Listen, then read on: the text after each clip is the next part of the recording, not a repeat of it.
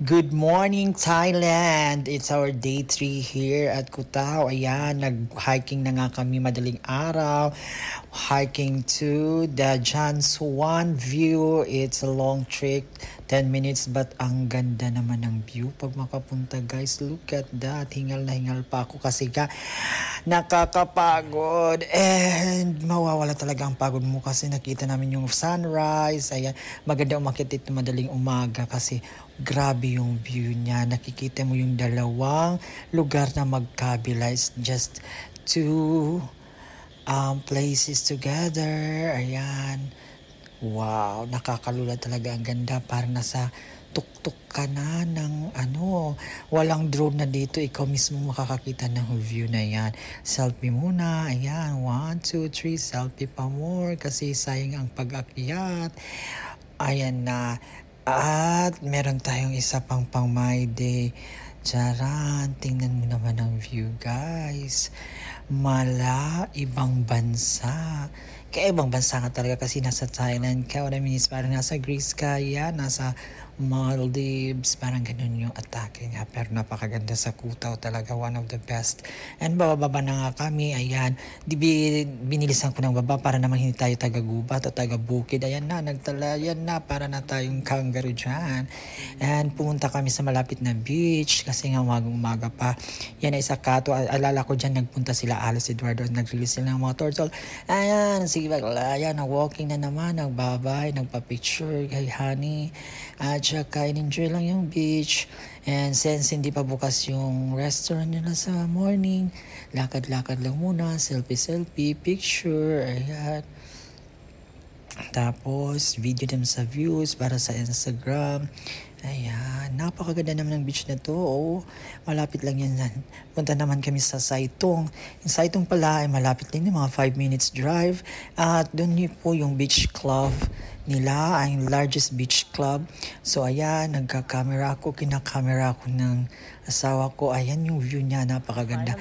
Maraming nagiinuman at nagpa-party dyan. Kaya pumunta kayo sa Saitong. It's one of the best place na mga party goer. Maraming tao dyan. May event sila sa June 6. Ayan, punta kayo dun guys.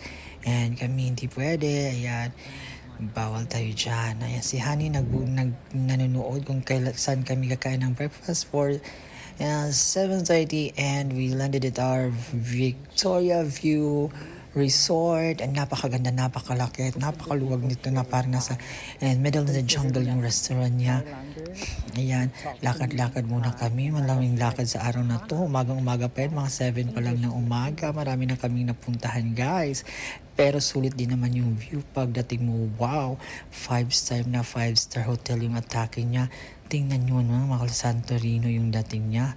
Makikita mo. Ayan pala yung pangalawang bundok na yun. Doon kami umakyat at sa kapila doon kami kumain ng breakfast. Ayan yung view niya. Napakasulit at napakaganda. Pero medyo makamahalan mga kamare. Nasa 400 to 500 baht per breakfast lang naman yung kakainin mo dyan. Enjoy! At napakaganda ng pool niya. Infinity pool siya. Napakalinis at napakaganda po. At well, accommodating yung mga tao dyan. Nandun si Honey, nagtrabaho siya, nakaupo. Tapos, ayan, ako At syempre, dahil only breakfast, malamang kainin na lahat dyan. Kahit kung ano-ano na lang ang kakainin ko dyan. Kahit ayaw ko, kakainin ko talaga yan. Sulit naman kung hindi ko ubus na. Ayan na, ang dami ng ginuha ni bakla. At ilang beses pa ako nagbalik-balik dyan. Ayan, inubos ni bakla lahat yan. At siya, picture muna sa Viewpoint Resort. At tapos dyan, pumunta na kami malapit sa resort ng Viewpoint. Ayan po yung view, malapit sa villa. Sa tuktok po niyan, makikita ang napakagandang view. Releasing siya, lalo na paggabi. Pero wag magdahan-dahan lang kasi wala mga fins dyan. Bahala ka malaglag, diba?